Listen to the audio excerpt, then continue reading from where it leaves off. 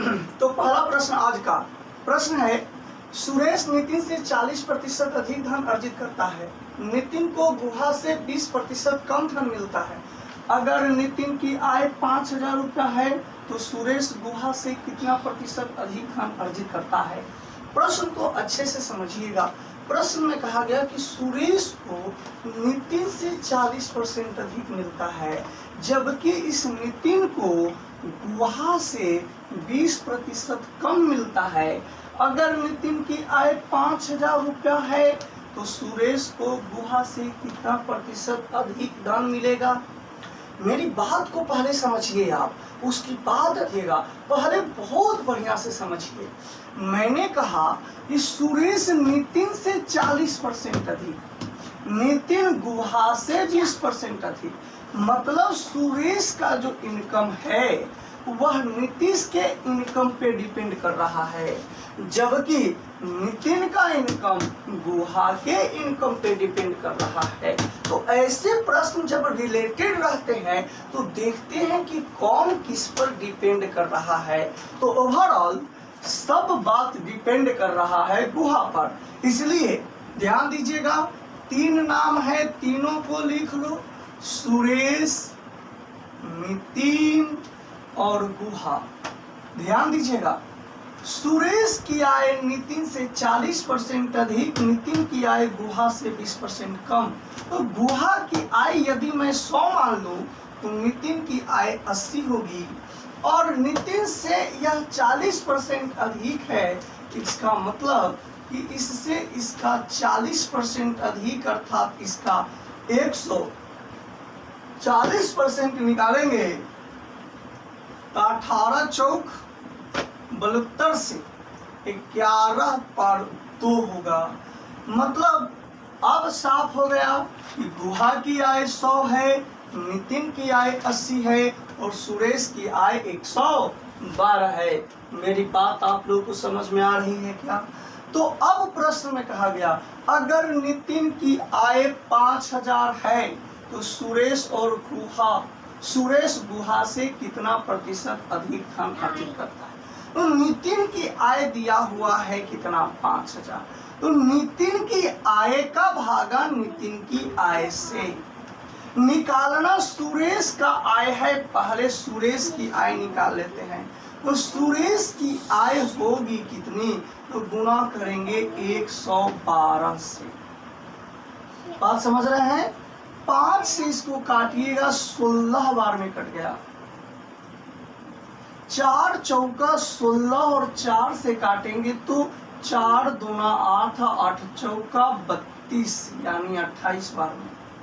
4 से काटेंगे 7 चौका 28, यानी सुरेश की आय आ गया कितना, 7,000। अब गुहा की आय निकाल लीजिए। तो गुहा की आय निकालना है, फिर वही बात, टोटल दिया हुआ है नितिन की आय 5,000।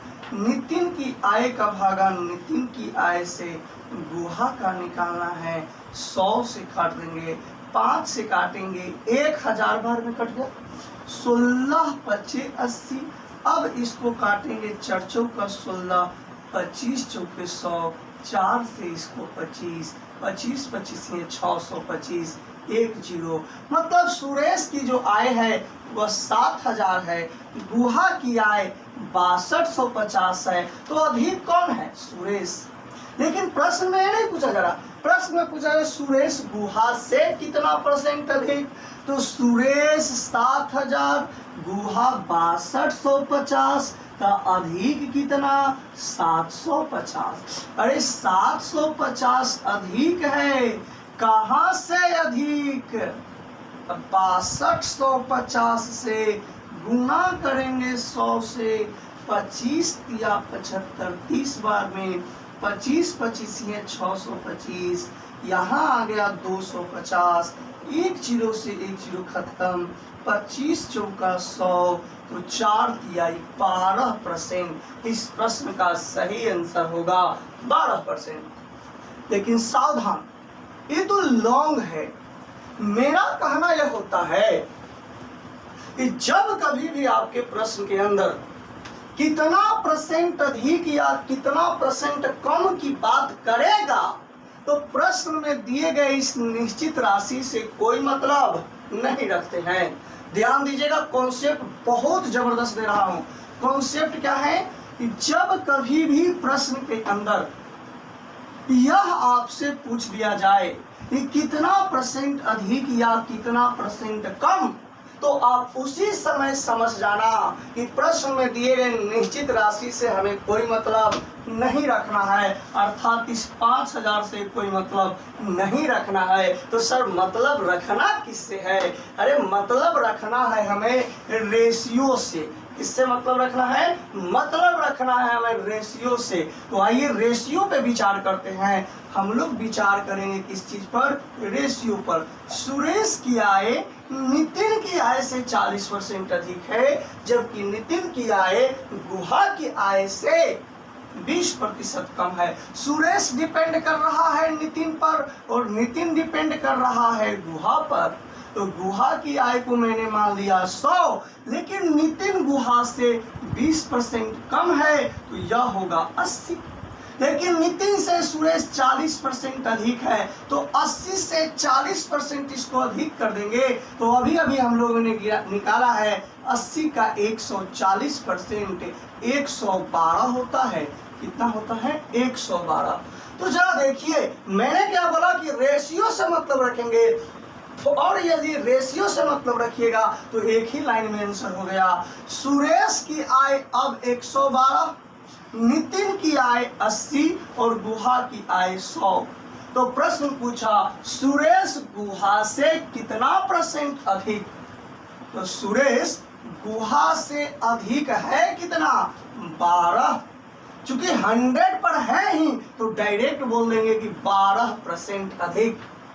उम्मीद है आपको यह क्वेश्चन 100% समझ है। क्वेश्चन नंबर 2, जब किसी संख्या का 60% दूसरी संख्या में जोड़ दिया जाए तो दूसरी संख्या 40% बढ़ जाती है, तो दूसरी संख्या पहली संख्या की कितना प्रतिशत है?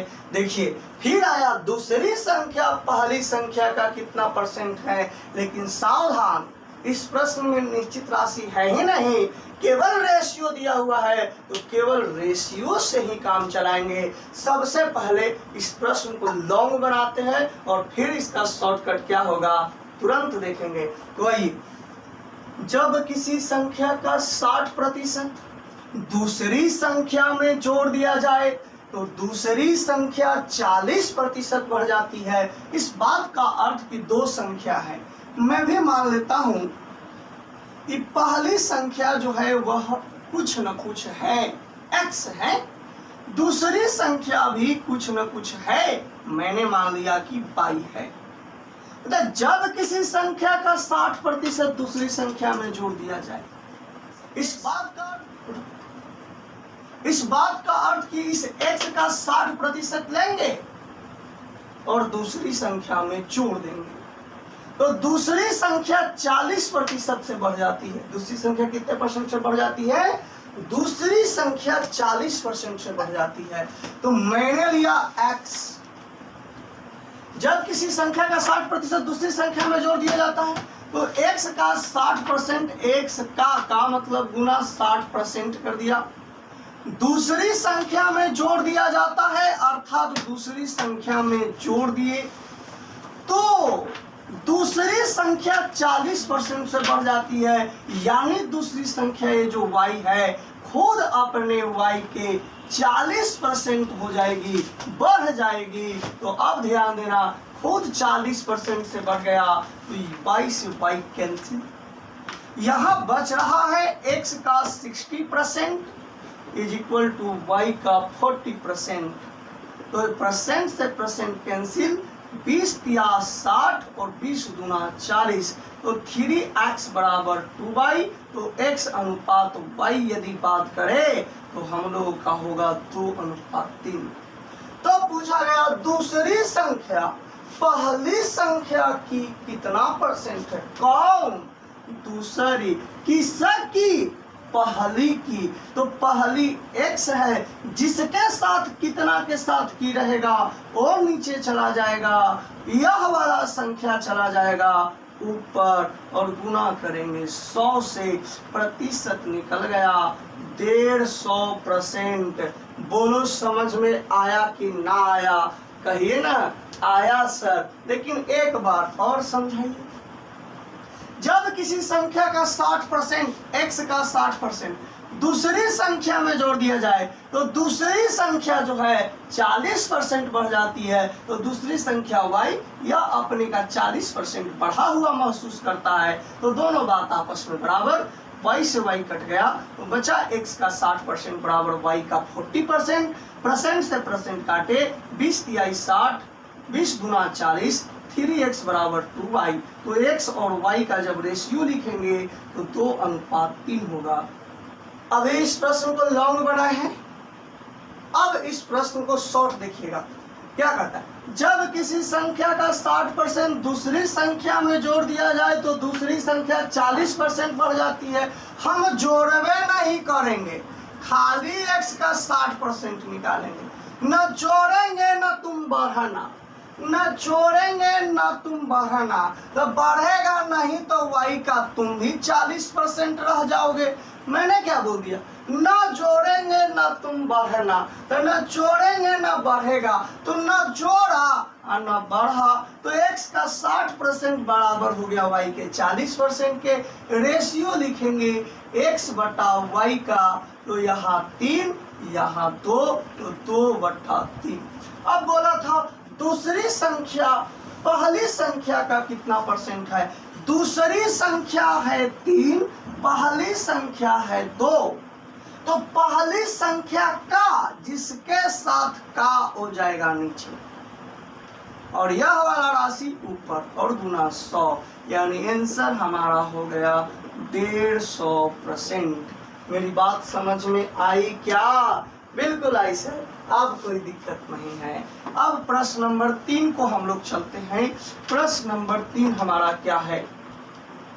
प्रश्न नंबर 3, एक विद्यालय में 20% छात्र महाराष्ट्र से हैं और 10% वेस्ट बंगाल से हैं और शेष 700 अन्य राज्यों से हैं, तो कॉलेज में वेस्ट बंगाल से कितने छात्र हैं? प्रश्न क्या पूछा गया कि वेस्ट बंगाल से कितने छात्र हैं? तो कौन बड़ी बात है भाई, इसका मतलब विद्यालय में 1 छात्र हो, 2 छात्र हो, 10 लाख छात्र हो, 5000 छात्र हो, अरे भाई परसेंट के रूप में तो वह 100% ही होगा ना। तो विद्यालय में छात्रों की संख्या हमने मान लिया कितना परसेंट, 100%, जिसमें से कहा गया कि 20% जो छात्र हैं वे 20% छात्र कहाँ से हैं, महाराष्ट्र से हैं, जबकि 10% छात्र कहाँ से हैं, तो 10% छात्र वेस्ट बंगाल से हैं। तो कुल मिलाकर के हो गया 20 और 10 30%। तो शेष कितना बचा जी, तो अन्य राज्य से शेष कितना बचा, तो 100 में से इस 30% को लेस कर देंगे तो 70% शेष बचा।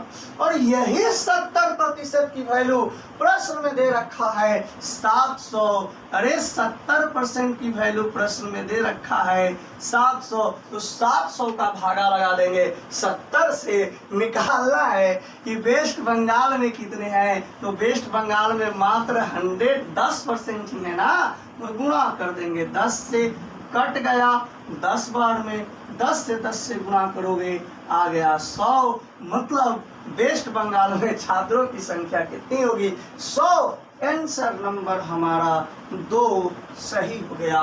उम्मीद करते हैं आपको हमारा यह वीडियो क्वेश्चन सेशन का बहुत अच्छा लगा होगा। वीडियो अच्छा लगे तो लाइक कर दीजिएगा, शेयर कर दीजिएगा और अपना अनुभव इस वीडियो का कमेंट बॉक्स में जरूर दीजिएगा। आपका कमेंट हमें नेक्स्ट वीडियो बनाने का साहस देता है। तो मिलते हैं हम लोग नेक्स्ट क्लास में।